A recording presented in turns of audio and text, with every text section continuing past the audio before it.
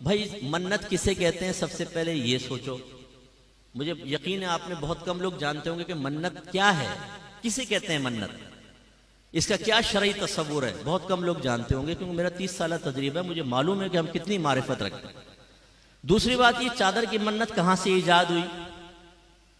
अब हम कहेंगे हमें ना मुफ्ती साहब, हमने ईजाद की है। अब ये जो बातें हम करते हैं, ये है असली दिन जो मैं आपको समझा रहा हूं। हमारे वो लोग जिन्होंने इन चीजों को प्रमोट किया है, हमारे अहले सुन्नत में इनको डाल डालकर हमें बिदती कहलवाया, हमें कब्र परस्त कहलवाया, इनके मकासिद को पहुंचती है ठेस। वो पीर की शक्ल में भी आपको नजर आएगा, वो मुकर्रिर की शक्ल में भी नजर आएगा, वो मुस्लिह की, वो मुवल्लिग की शक्ल में भी नजर आएगा। इनकी नाकों में लगे हुए सेंसर। ये मुफ्ती साहब पता नहीं कैसी बातें करते हैं, शायद पटड़ी से उतर गए। तो मैं बोलता हूं तुम्हारी चढ़ी हुई ट्रेन इधर आओ, तो मैं देखता हूं कि तुम पटड़ी पे चढ़े हुए हो, मैं पटड़ी पे चढ़ा हुआ हूं। आए कुरान और हदीस के ऊपर पेश करते हैं ना चीज को, ना आपकी ना मेरी।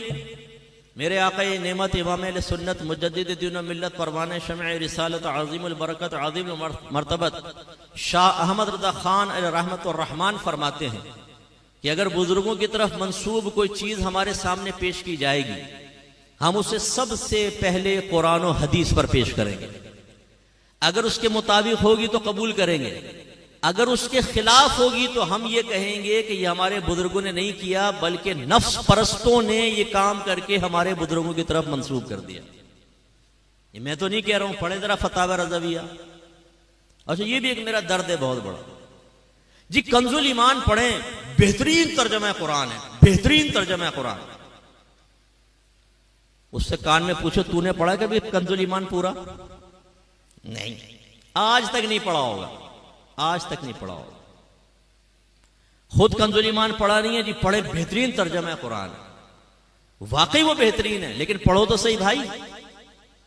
आला हजरत कातए बिदअत थे, बिदअत का कला कमा कर दिया। कहां किया है? आपको कैसे पता चला? आप कहेंगे जी फतावा रज़विया पढ़े। अच्छा, तुमने पढ़ा है? आप में से बहुत से ऐसे होंगे जिन्होंने आज तक फतावा रज़विया को हाथ में लेकर नहीं देखा होगा, शक्ल ही नहीं देखी होगी फतावा रज़विया की कि कुछ है ये भी। यानी हम लोग बिल्कुल बस वो रस्म के पीछे लगे हुए हैं। हमारे अकाबरीन ने जो बातें बयान की उसको फरामोश कर चुके हैं। आज नात खान हमें दीन सिखाएगा, आज ये पेशेवर मुकर्रिरीन हमें दीन सिखाएंगे। इनके पीछे हम चलने के लिए तैयार हैं और पूरा मसला के अहले सुन्नत हमने बदनाम करके रख दिया। ऐसे धमाल शमाल मज़ारों के ऊपर कोई तस्वुर नहीं है, ढोल ढमक्कों का कोई तस्वुर नहीं है। आपको अगर बिठाकर आपके कान के पास धन धन धन धन ढोल बजाया जाए, बताएं आप खुश होंगे कि तकलीफ होगी? जोर से बोले। और आप साहिब मज़ार के पास दम धड़म दम दम धड़म दम दम धड़म दम।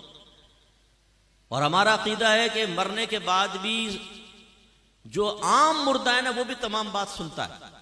मेरे आका सल्लल्लाहु अलैहि वसल्लम ने इरशाद फरमाया, जब तुम मुर्दों को सलाम करते हो वो उसका जवाब देते हैं, लेकिन तुम्हें इसका शऊर हासिल नहीं। इसलिए नबी करीम सल्लल्लाहु अलैहि वसल्लम जब कब्रिस्तान जाते थे तो क्या फरमाते? दुआ क्या है? अस्सलामु अलैकुम या अहलल कुबूर, ए कब्र वालों तुम पर सलामती नाजिल हो। ये नहीं फरमाया अस्सलामु अलैकुम या अहलल कब्र, ये सिर्फ सामने कब्र वाला सुन रहा है, नहीं, कुबूर जमा का सीगा इस्तेमाल फरमाया, तमाम कुबूर वालों तुम सबको सलाम। इसका मतलब है मेवा शाह कब्रिस्तान के एक किनारे पे खड़े होकर जब आप ये दुआ पढ़ेंगे, हर कब्र के अंदर आपके सलाम की आवाज पहुंचेगी। इतनी समाअत तेज हो जाती है और वो जवाब भी देंगे। तो फिर साहिब मज़ार, जिसको अल्लाह ताला ने आम लोगों से ज्यादा रूहानी ताकत अता फरमाई, वो तो कहां तक सुनते होंगे।